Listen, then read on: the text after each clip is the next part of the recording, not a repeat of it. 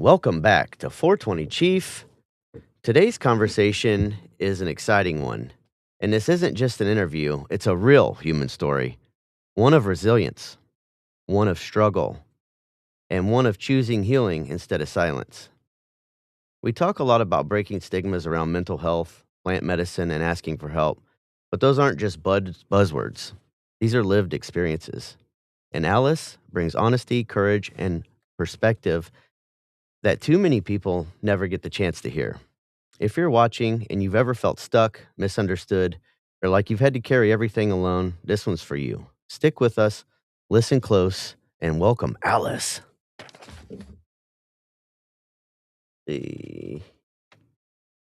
Welcome, Alice. How you doing today? Hi, thank you for having me on, Ryan. Absolutely, my pleasure. Let's jump right in. And for our listeners, let's tell us a little bit about yourself before you joined the Army, where you're from, and a little bit of your background. Um, I grew up in Parsons, Kansas. I was number 7 of 8 children.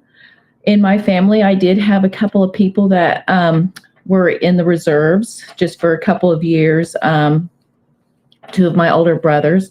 But the majority of my family was in and out of jail or prison or something I wanted to go the other direction from. Okay. Smart.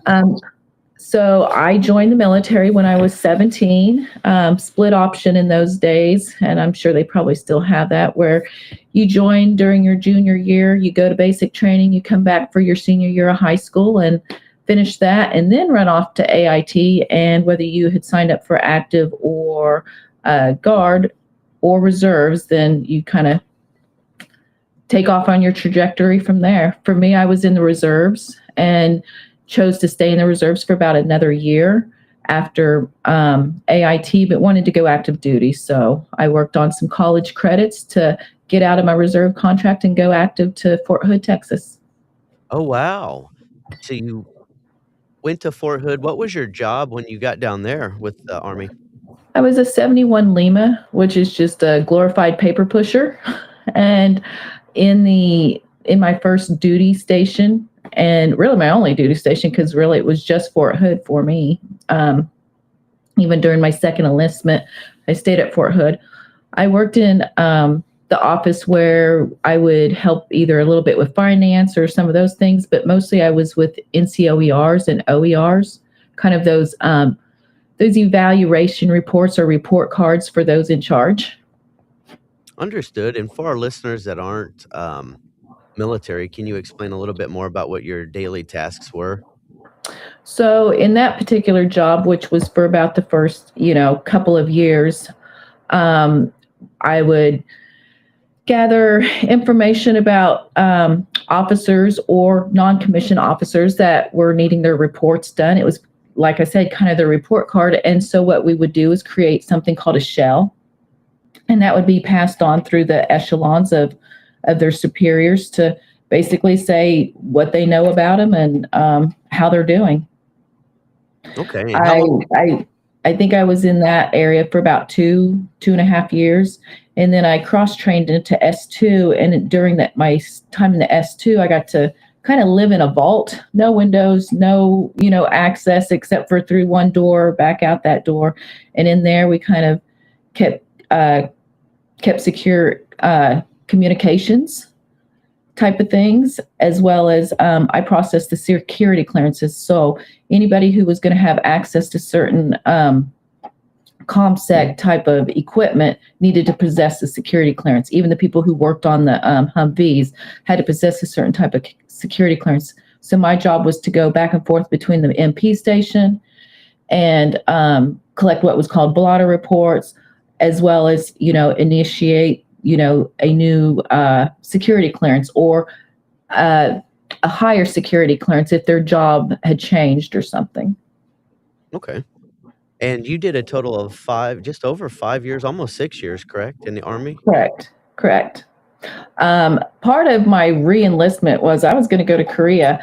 I had gotten married. We had one child that we were raising, and I wanted to go to Korea because my now new spouse was going to Korea, and I was doing everything I could. I passed my PT test, did all of my weapons qualifications, and actually did everything the best I'd ever done. And then, boom, found out I was pregnant, didn't get to go. And I think that was kind of the start of some heartache in marriage when you want to create a family and you're trying to do it all, and then you get separated. That's a really difficult situation in the military, whether it's, a deployment, a mobilization, different duty stations like that, and it's against your out of your control, when you're having to have a child and then now you can't, accompany your spouse. It makes it very difficult, that distance, and that's a lot. That's really a lot on yourself. Yeah. Yeah, that was during a time that my mother and father had come to live with me while I was on active duty. Basically, within the first year and couple of months, I believe it was, I bought a house so that they could come live with me to kind of have a better quality and a safer home to live in. And then during that time, my father passed away.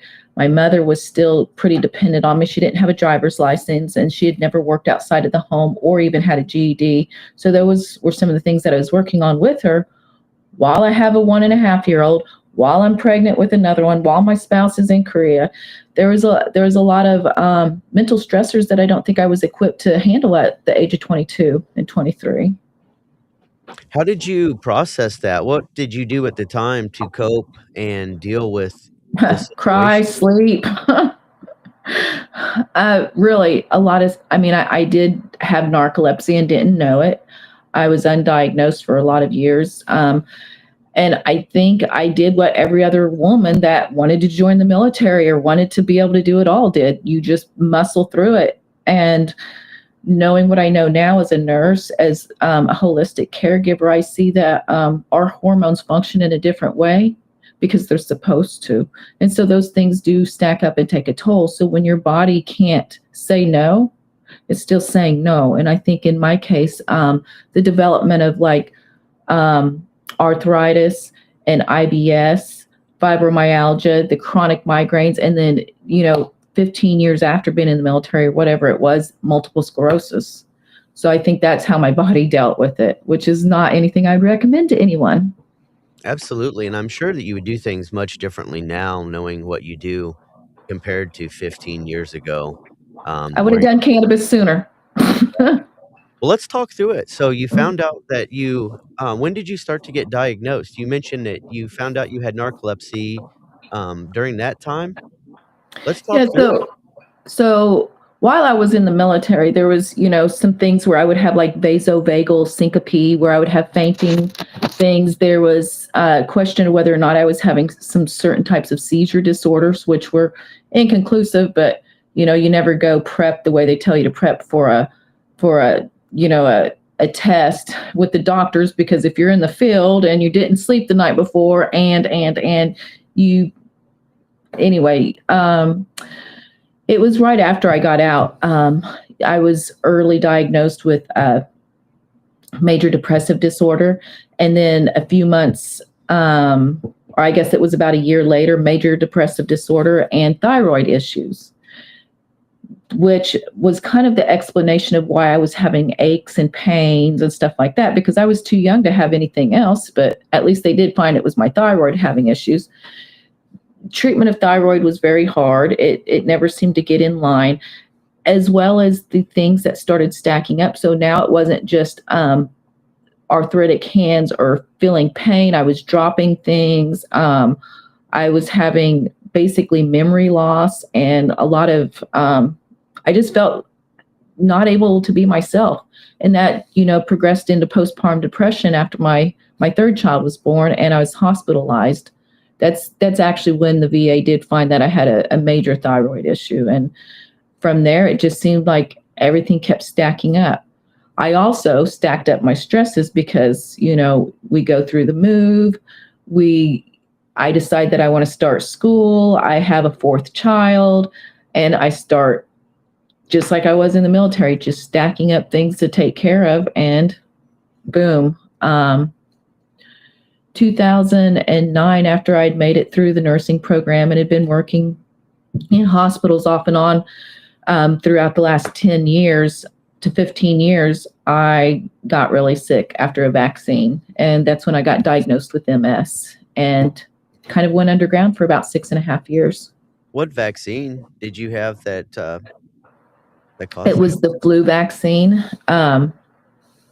It was the nasal one. And so that means it was a live virus. And now they kind of recommend people with MS to only get the attenuated or the killed virus, not the live virus and such. But of course, I didn't know I had MS. I just know I had fibromyalgia, arthritis, on and on and on. Now, did you go to the VA to get help with the fibromyalgia and the MS? Absolutely. And Absolutely. I can I had, imagine what kind of prescriptions were you on at this time? yeah, anywhere from tramadol, meloxicam. We tried Cymbalta because of that is helpful with pain as well as depression. I had already not been able to take most of the other antidepressants because they didn't work for me. I was very drug resistant in those type of medications. The pain, I did not, I tried the Voltaren, the creams and stuff like that. It went all the way up to where I was on morphine or Percocets. And I didn't even get to take those really, but a handful of times because every medication I would have a strong reaction to. If it wasn't like hives and my heart racing, I would just get nauseous and sick on them. The hydrocodone gave me jitters. It kept me awake because it kind of like overran my narcolepsy, but it's kind of that opposite effect. And instead of getting pain relief, I just kind of got more anxious, which didn't feel like a good thing either. So sleep was kind of my way of escape. So you were sleeping a lot and you were taking the medicines that you were prescribed, but they were keeping you up and you had the narcolepsy, but amplified really the pain. So you were just kind of dealing with that, um, Yeah. and trying to sleep it off because Trying to sleep it off to avoid it. Also, that is a reset for your nervous system in a lot of ways. Being able to sleep kind of brings you down to a little bit more of a baseline, hopefully.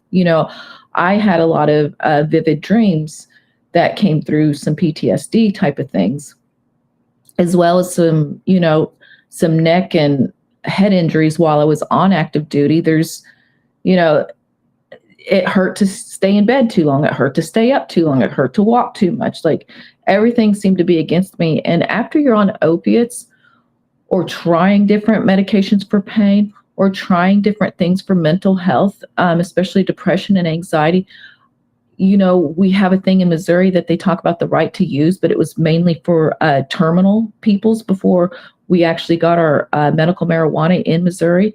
But I was like, that's not good enough because anybody who has been on an opiate, who has been depressed, who has been seeking help for more than 5 years should be considered terminal because I didn't want to live anymore. And I was one of those people that would never speak about not wanting to live, out loud or to my family and stuff. But I realized that, again, breaking the stigmas now. And that's something that I'm glad that you'd mentioned because in everything that I do as 420 Chief or the nonprofit organization Break Stigmas, even on the salves, every 10 of salve I sell, Chief has hashtag N22 a day. And you covered it. 68% of our veterans are prescribed opioids or SSRIs when they go to the VA for help. And we have found that increases the veteran mortality rates. We use the number 22 because that's what's been nationally recognized, even though we know the number to be much higher than that. And in some cases, like where I'm from in small towns, they don't report suicide, they report it as accident so the families can still collect insurance. So it's not always a worst case scenario, but it certainly impacts the number that we need to get out there and raise awareness towards this crisis. And your story is another one, just another one. And you are proof, that healing is possible and it's not easy. So again, I'm sorry, I just wanted to bring that up because that's the point of this show is to raise that awareness and tell these true stories um, from veterans because it's so common. This is so common. So thank you so much, and I'll let you continue from there. I'm sorry. No, that's great because that kind of leads me into how I learned about cannabis as medicine. when my brother first mentioned, one of my brothers was like, hey, sis, people smoke some of that stuff for MS. Maybe you should try that. And I was like, it's people's excuse to get high. I'm not doing that. Well, 6.5 years later, I've been having to have a shower chair. I've been using furniture or my family to walk with a lot of times. If I go shopping, I'm the one that has to have the cart to hold on and stuff like that. And living on the couch or in the bed most of the time. I saw something in 2014, Charlotte Figi and Sue Sicily and Sanjay Gupta talking about this as potential medicine, and I started to get my ears perked. Went out to Colorado, used a vape a couple of times, smoked some flower a couple of times, and realized that, yeah, this could be medicine, but not everybody's going to believe it. So I went back to Missouri to be miserable in misery. And a couple years later, I saw something on the internet that just said, basically, are you a veteran? Are you tired of opiates or tired of being depressed? Want to look at something different? I was like, I'm going to look at something different. I hope it's some good herb. And then it was the herb, and I considered it. I put in an application, and I went out with Blake Bell's chiropractor. He had kind of set this up, but I got to meet with retired Colonel Thomas Mundell and all of them, and went out with 21 other veterans to represent the 22 from Missouri for us to look at cannabis at the first international research on cannabis, conference, you would say. It was in Colorado at the university. I got to meet with Dr. Raphael Meshulam, got to meet Dr. Sue Sicily. She was a big help in getting some of the 22 veterans from Missouri all paid out there, to learn about it as medicine. I'd love to talk a little bit more about that. I'll come back here, but what got you to the point where you were like, you know what, I'm willing to try anything to make this better? Like, what was going on in your life with your kids, with your family at this time? I know you mentioned you're in pain, you're sleeping a lot. That has to take an impact on the entire family and make it difficult for everyone. So I'd like to hear a little bit, if what you're comfortable talking about where you were at. And Contemplation of suicide, pretty much. Not wanting to be here, not wanting to exist. But I had just had a grandchild near this time. I was starting to figure out that I could be either illegally healed or legally dead. And so I felt like I knew I had came here to be something more and to have something more and to have a different impact than just what I was already doing while, I was a nurse and I was a 4-H leader and, we went to church. Like, I had done everything what had seemed right. And this was kind of my last shot.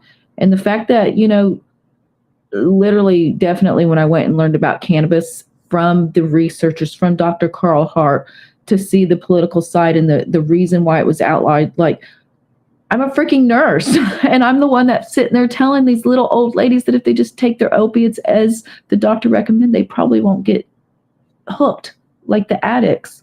That's not true. We were all duped, and now we know this stuff. I just got to find it sooner than others, but not soon enough for, some others. Alice, can you talk us through a little bit of what that study looked like while you were out there in Colorado? So we had, I think it was a 2-day conference, and there was different stages, and you can still find some of them on YouTube with like Dr. Raphael Meshulam and Sue Sicily, Uma and Dr. Bob. I got to meet the following year at the next conference. It was just great. They would bring in international and nationally known speakers, people who was clinicians, people who were doing the clinical trials, people who was working in it practically. So like with Dr. Raphael Meshulam, he was actually paid by the U.S. government to study cannabis in Israel during the 60s. That's how we found out about, a lot of our molecules and how they work in the brain. One of my favorite molecules that our brain already makes. So if you want to get high on your own supply, they talk about going for a run, the runner's high. We used to think that was endorphins, but now we know that is actually our own brain's THC, called anandamide. Raphael, the doctor looked for a word that meant bliss, and the word Ananda means bliss in Sanskrit, one of the oldest languages. And then think about it, like all of these molecules that's in this plant, our body craves and has a place for them. I think there's some spiritual stuff in the connectedness of our endocannabinoid system, because it connects every cell in our body down to the DNA when you use something like CBD, which means you don't have to have THC to get the benefit of cannabis or cannabinoids, from hemp. Right. So what would you say were your biggest takeaways other than just a wealth of information? What personally did you take away from Ooh, that in Colorado? the US government had a patent on cannabis for things like Alzheimer's, Parkinson's, multiple sclerosis, and even oxidative stresses as seen in like cancer. The US government didn't just have a patent on it once and a couple of years later said, we'll just let it run out at the end of 10 years. No, at the end of 10 years, they renewed it.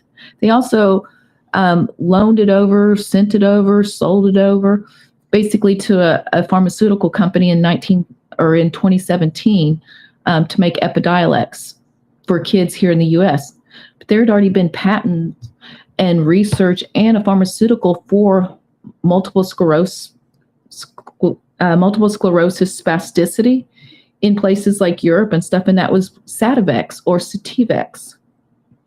I think that has a lot to do with why they're trying to ban hemp now, because the big pharma is starting to dip into the field of cannabinoids, and they, like you said, they have medicine already for epilepsy. And I Yep, think children's irretractable.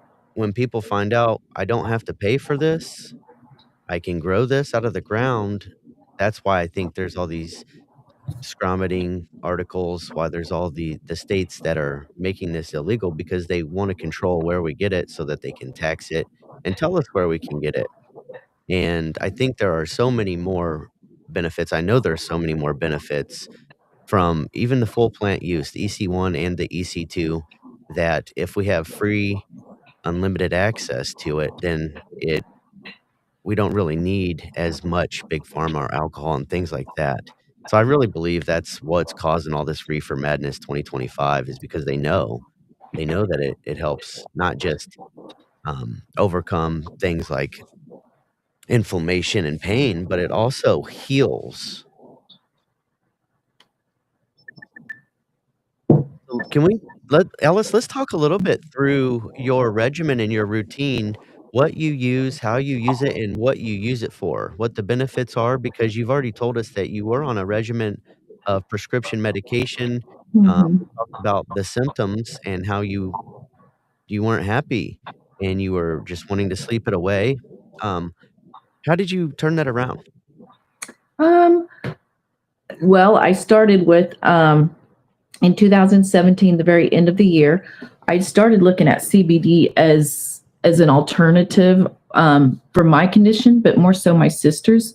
I was willing to use THC some, but I knew that there was this other molecule, CBD, that existed, and my sister was on opiates to the extreme, to where she had had car accidents and such with it. And so we actually found this product. It was a black crude paste. It looks a lot like RSO, and that's what I used to help her get off of opiates. That's what I kind of started my business on and started helping myself with. From there, Real quick, you said RSO, Rick Simpson oil. For any of correct. the listeners that are curious, can you just high level talk about what that is and what that really helps with?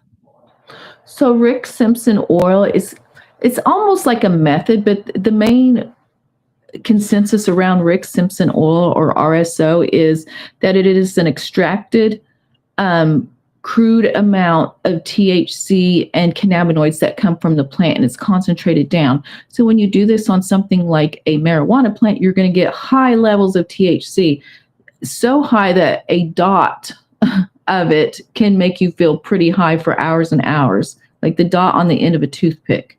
It's very greasy, it's very thick, it's just very concentrated. The main cannabinoid in it is THC when you have those high THC strains. What I was working with was basically RSHO. If you think of Rick Simpson hemp oil, instead we're doing this on hemp. So the highest cannabinoid content in it is CBD or CBD and CBG, which still had a little bit of THC in it, but not enough that my sister was going to be worried about being too high on it, or the drug test thing, because, not everybody was willing to look the other way on THC just yet, because we're in 2017 and it wasn't legal everywhere. Yeah, still highly stigmatized. And still highly stigmatized, especially when you have two kids that are special needs and stuff like that. So we need a coherent parent, which again, she's very much, on the other side of things compared to the way it was when she was on the opiates. So that was kind of a win. And that's kind of how I got into the CBD side of things. Going further, I needed to look at other things, because sometimes CBD doesn't always help with someone's anxiety, and THC doesn't always help with somebody's nerve pain. For me, THC would make nerve pain a little bit worse. For me, CBD kind of increased a little anxiety and such, where CBG became my favorite. And learning about the different cannabinoids and being able to formulate has been a huge part of my success and helping other people, because having some of these different molecules to look at, and knowing what they're good for. We have CBC, we have THCV. I use a little bit of all of them depending what is going on in my day. So I may not have a regime or something that I do day in and day out and day in and day out. I allow my body to tell me what I want. So if it's a day that I know I might be going into a situation that I might be a little more anxious, I might use a little bit of CBG extra for that day. If I know that I'm kind of struggling with my appetite and wanting to eat every sweet out there, I might do some THCV.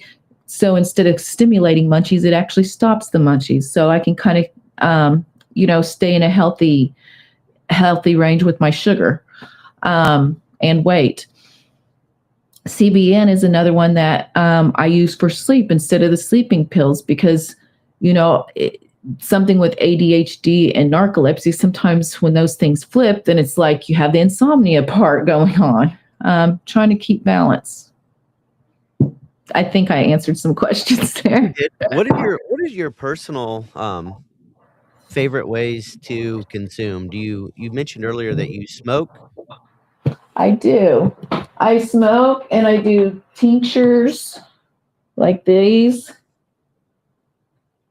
I also make a lot of salves, because I kind of like the idea of thinking about using something on the inside for the system or our systemic organs and cells and cellular processes, and then using something on the outside like a salve or my pain foam for using it on the outside for the symptoms.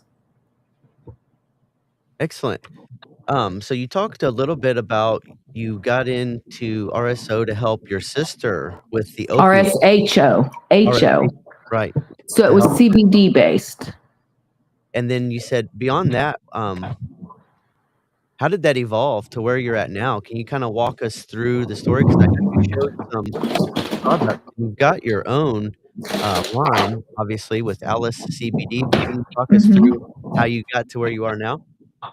So with that black paste, helping her, a lot of people was like, okay, what's up? Your sister's lost a bunch of weight. She's not slurring her words anymore. She's actually in a good mood. What is she doing? And then I tell them about the CBD stuff. And then her mother-in-law's like, oh, well, if that's helping this and this and that for her, I wonder if it would help my foot and my neuropathy from diabetes. So then we tried it. And it was just kind of like, once we saw it kind of help a few people in the family, then it was like anytime somebody said something, any condition, concern, or complaint, it was like, okay, let's try this. And we'd try it, and it would usually work. Like from something topical to something oral, it almost always had a positive benefit somewhere. Sometimes it didn't help with sleep that first couple of times, or it didn't help with pain that first couple of times, but then it might help with a rash that they never had gotten rid of, or might help them with sleep, even though they were just taking it during the day to get the extra energy. And then they find that it helps them in both areas. Yeah, the But it entourage was effect is basically, a real thing with that for sure. yeah, it was basically this stuff. Sometimes we have the clear tubes, or most of the time we have clear tubes, but these are some of my orangey colored ones. But it's just this black goopy stuff that is kind of greasy and thick and doesn't get you high, just kind of gets you relief. I have a delivery of 5 of the tubes today at 2. Awesome. So you started working within the family and then within the community, and before you know it, what happened then? Yeah. Before I know it, people don't want to just take it and do it themselves. Like, you can use this topically, but people like a nice little salve that smells like lavender and frankincense. And guess what? We put beta carotene in there and some of our CBG too. So it just turned into I needed to formulate and make things. People like convenience and they like to have choices. So that's kind of how my product line spread, as well as the Forbes magazine. I had already been looking at CBGA for COVID. And about 3 months later, Forbes releases that Pfizer's put 6.8 million or billion into cannabis research. And 1 month later, Forbes says, oh, CBDA actually prevents and cures COVID. And I was like, I knew it.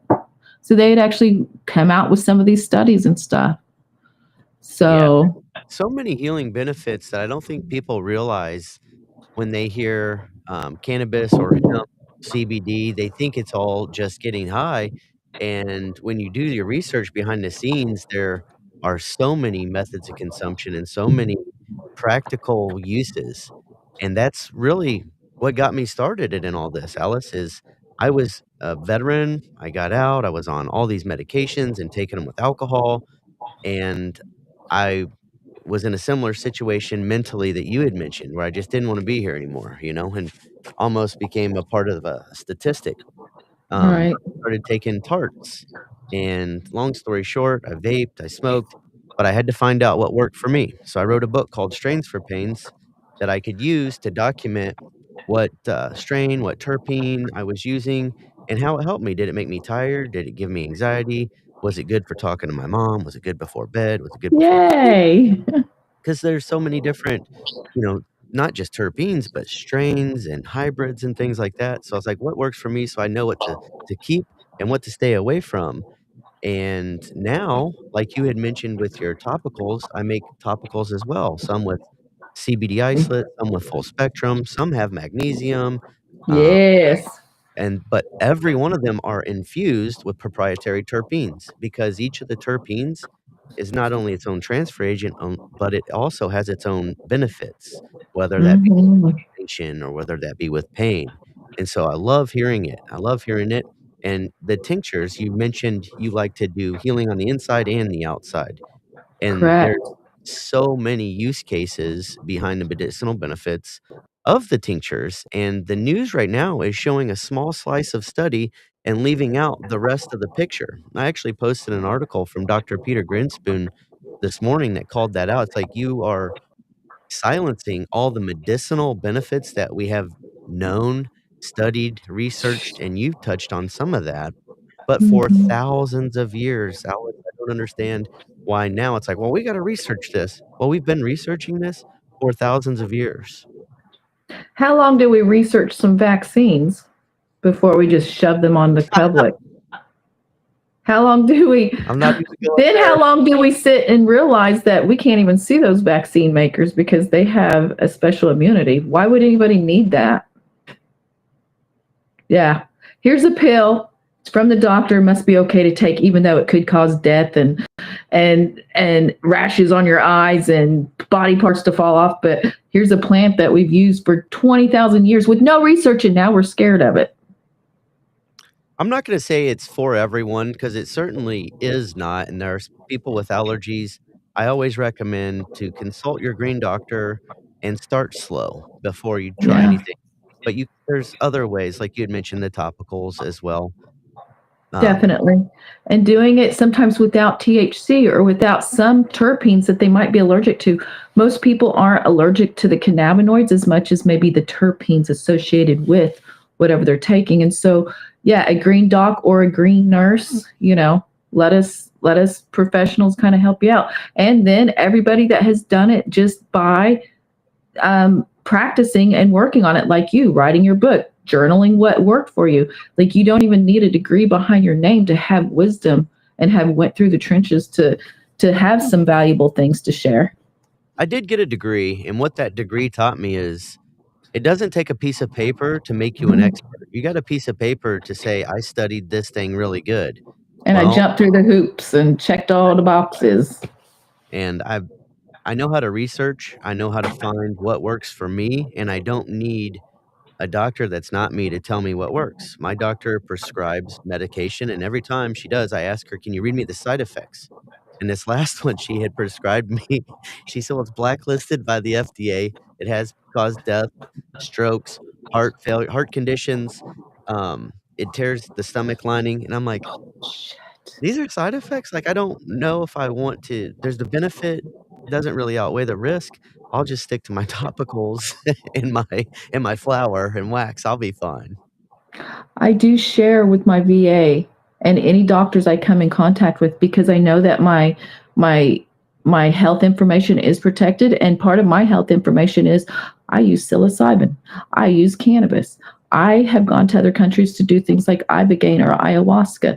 Like these are things that I want put in my record because I know and I believe in all of my heart, not just medically and scientifically, but spiritually in these medicines, and that this is how we break the stigma. Somebody has to kind of put their neck out there. And I grew up being belittled and made fun of, and I gave them plenty of reason. I was one of those kids that was easy to pick on, but I grew through survival on some of those things. And so now to kind of be, the poster child of this bad child, like this ain't nothing, like to a certain point. And I have been spit on by doctors when I was asking for signatures to just get it on the ballot, like straight up. It's scary for them too, because they can lose their license to practice if they're scared. They're scared to dip into that. I've talked to many doctors about I it. have, Even in their but social circles, it's awkward. but they are not at risk of losing their license. This is a myth that has been perpetuated. You are at risk if you prescribe or give Correct. certain things that are illegal. You are not going to lose your license for education. And But again, doctors said do no harm, and I feel like this this is as bad as a human rights issue to not be able to nourish your endocannabinoid system, because without it, you have failure to thrive. We see this in children who don't get touched and stuff like that because, again, touch, humming, singing also stimulates your endocannabinoid system. And those things in that system are there to kind of help your body be its most best, help it work optimally. Alice, you want to walk us through how you became AliceCBD? Well, kind of like I said, with my sister needing this stuff, and it just started spreading, and I started sharing it. Come 2018, in about March, I started thinking and was talking to people on the internet in other cities and states and stuff that wanted to try my product too, because after I contacted the people I had gotten it from and said, I'm a nurse, I think I could start this as a business out of my home. I'd like to help people, blah, blah, blah. They kind of hooked me up and took me under the wing. And so that's kind of how I got started. In that March, I was looking online with my mother-in-law and my spouse at the time, trying to find, has this name been taken? Has CBD shop been taken? Has this name been taken? Everything had been taken. So I was just like, I had heard of and known the company Aramish. They are a bracelet company that was kind of made famous. Well, they were famous before this, but the Travis Kelce and Taylor Swift, where she had that bracelet on, they are my landlords now. But before that, before I'd actually started my business, I had known of the company because they're here in Joplin. And one's name is Erica, the other's name is Misha. And I thought, well, if they can squish their names together, I'm going to try and see if AliceCBD is taken. And it wasn't. And so we just kind of went from there. That's amazing. So what products do you have now, Alice, and where can people find them? Is it all on alicecbd.com? It is, but we also have a store location. I did have two, but I did close one and combine it to my South location. That is South Joplin. We also do yoga, sound baths. We do sometimes quantum life hypnosis, those kind of things. We have a very varied group of practitioners in there, including massage therapists that are there throughout the week and weekends. So we are located just south of Joplin off of I-44 and Exit 4 What on the products do way you to have in your Seneca. store? We have topicals, we have the drops, we have the orals, we have the paste and the syringes. We have things to go in, on, or up, depending what your need is. We also have some of the the quote unquote magic mushrooms, some of those alkaloids that actually have been not psilocybin, but a different molecule that works a lot like your magic mushrooms that have been helpful for people with depression and sleep issues. If they want to see me, I see people by appointment because sometimes I'm out in the field, sometimes I'm doing events, sometimes I'm going to do personal deliveries or see people in their homes. So if they want to set up a nursing consult with me, they can reach out to me on Facebook or with my phone number. And yeah. Have you worked with many veterans, Alice, to date? I have off and on. It kind of goes through cycles of how many I do work with. At first, a lot of them are still in the thought that if they do anything, even CBD, that they're going to get in trouble. One veteran that I've worked with is Dr. Philip Blair, and he's actually somebody who made a product with BCP, beta-caryophyllene, and so it comes from hops, not even hemp. So even if we have people who are on active duty still, I have a product that they can use and not have to go to jail or lose their status on active duty. Absolutely. And that's another thing, just doing the topical salves that I need to do better at educating people on is that topicals don't integrate into your blood or urine. So those are safe to use by anyone. A lot of truck drivers have asked me that because they're concerned about losing their job if they get tested. Bingo. Yeah, the DOT, especially because those are some pretty stringent numbers on those tests when they check for limit. This is the one that I was telling you about with the beta-caryophyllene liposomal drops. And this is a product that we use oral or topical.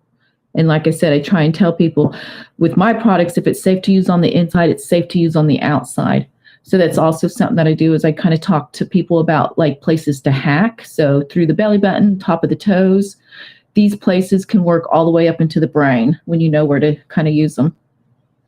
It's no different than any other medication, I think that's what's caused a lot of the stigma is you wouldn't go to the doctor and get prescribed pills and then go home and take them all. You start slow. There's a recommended way to introduce things into your system, and everybody's system is different. So always start slow and learn your body and what works for you.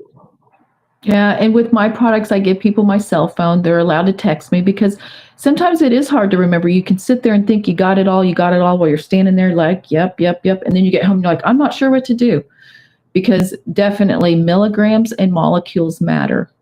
I usually also send people home with something called undo when they're first trying THC for the first time so that they don't get greened out and have a horrible experience and don't know what to do about it. We can absolutely mitigate those symptoms, as well as for children or dogs that might get into something. Whole dropper full, and that was your distillate?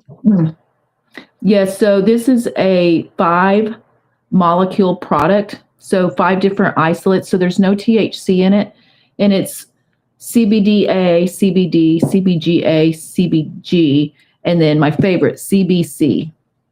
And I actually only have a few of these in my shop right now, and manufacturing kind of fizzled out on those for just a minute. And then I have my 4-plex. So yeah, I do a dropper full, anywhere from a third to a full dropper full, depending on my anxiety level, depending on my pain level, and whether I'm wanting to get very, very relaxed or get a little bit stimulated. Because with the milligrams and the molecules, how much you take can make a difference. taking a small amount can sometimes be enlivening and upbeat, and then taking a whole bunch usually increases the dampening down or the sedation portions.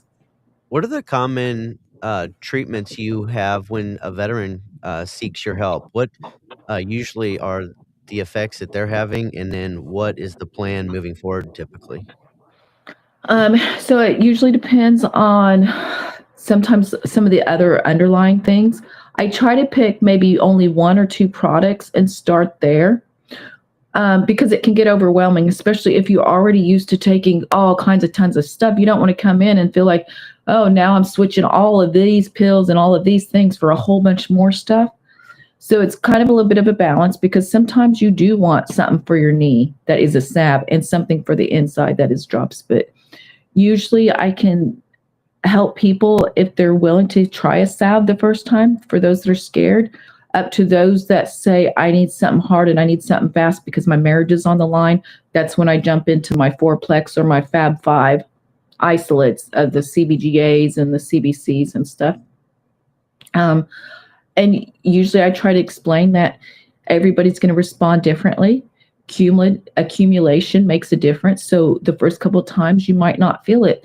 It's kind of different than THC, where you feel it usually, you either feel it or you don't feel it, kind of thing. Sometimes you might be a little unsure depending on the amount, but usually with THC, you're going to notice something. CBD works a little different. It's kind of like having to kind of stack the layers till it gets high enough to see it over the top of that mountain of pain. Then you kind of see that inflammation start to drain, and you start realizing almost with every dose that it gives you relief. What, advice would you have to any of our veterans who are on the fence about trying out, cannabis as an option? Um, well, cannabis, depending on the amount of molecules in the state, I would talk to somebody and get the real information instead of kind of being left in the dark, especially if you don't feel like your VA providers are assisting you in that. Know that there are actual states that cannabis is legal, THC is legal, and there's some veterans that are actually getting their medical cards paid for through the VA, their first initial appointment. So don't think just because it used to be that you couldn't speak about it, you couldn't talk about it, that you can't now. Keep asking those questions, keep searching answers, and know that a lot of these molecules that you want, even if it's THC, I can send that to you because we get it from hemp. And the molecule's the molecule, whether you get it from hemp or cannabis, the milligrams and the molecules is going to still be the same. No different than if you get, a molecule of water, H2O, from the pond, or you get some from an apple. What's the difference? Really nothing. H2O is H2O. It's the same with the THC and the isomers. Alice, where can people find you? 5399 State Highway 43, Joplin, Missouri, 64804. So we're just exit 4 off of I-44 when you're leaving Joplin headed towards Tulsa.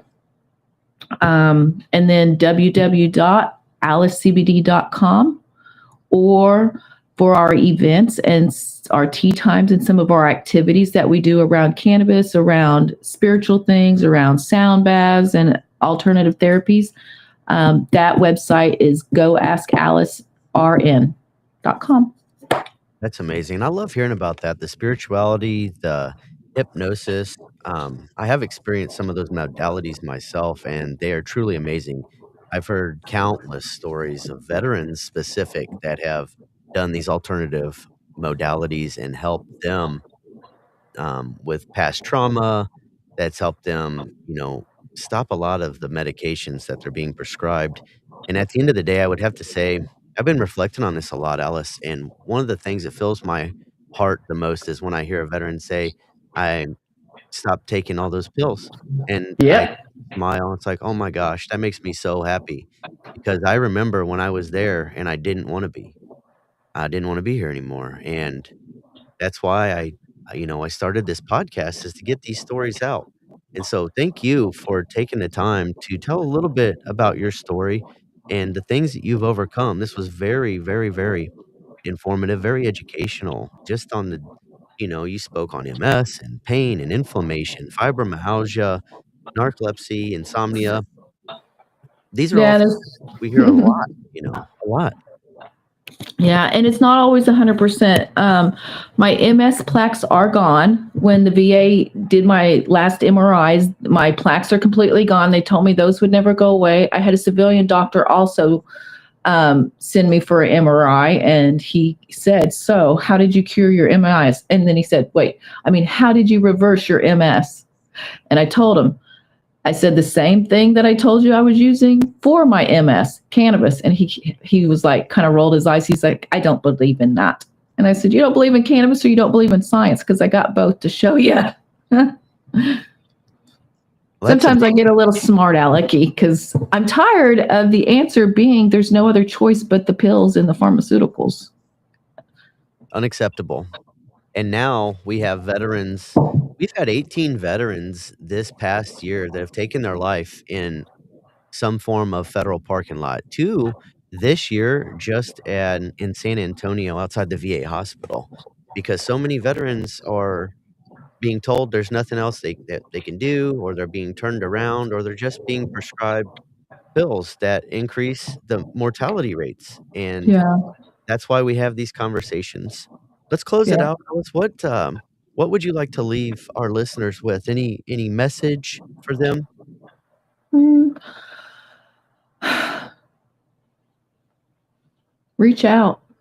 Like, reach out, even if you feel like you've reached out before, even if you feel like you've tried this or tried that before, even if you don't want CBD or anything like that, but you just want somebody to talk to and say, is there something on the other side?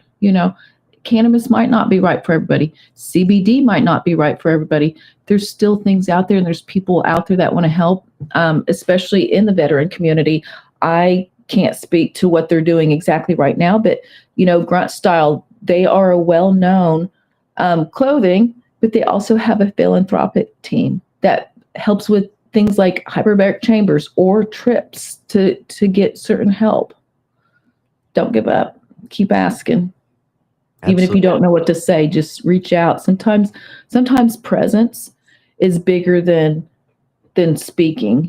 Just having somebody energetically to just sit there with you, To lend an ear, to lend an ear. never alone. Well, thank you again. Thank you so much, Alice. I'm gonna close us out. What an amazing interview, and I even programmed a button for you, Alice. You ready for this? Yeah. I had to. I couldn't help myself. I love that song from Shinedown. And, there's some ideas about slipping through the shadows and coming through the windows, because there's a lot of people that come to me sometimes just for the medicine, but they learn quickly how once you start getting some of these things connected through good nutrition or using some cannabinoids, but mainly getting connected with themselves, because they are their own best healer when they know how to get out of their own way. That's right. No one outside of us is gonna heal us, so great Yeah. great information again. Thank you so much. And I will be right back, Alice. Wow, thank you for trusting this space, for your vulnerability, and for showing what strength really looks like. Strength isn't pretending everything's fine. It's doing the work that Alice just talked about. It's about speaking up, choosing healing, and that's not always through cannabis. We still have to get up and do the work every day. I actually responded to a comment this morning. Someone posted on one of my videos and said, "Give it to God, just pray." And I said, "That's a great start, but God will open a door, but you have to walk through it. You've got to take that action for healing." So to everyone who's watching or listening, if something in this conversation hit home, please don't just scroll past it. Share it out. Talk about it. Check in on someone like Alice talked about. If you're struggling yourself, know this: you're not weak. You're not alone. We use the number 22 a day because it's what's recognized. But we know the truth. The number's higher. What matters isn't arguing statistics. It's taking action. If this story helped you, if it help it reach somebody else, just share it out.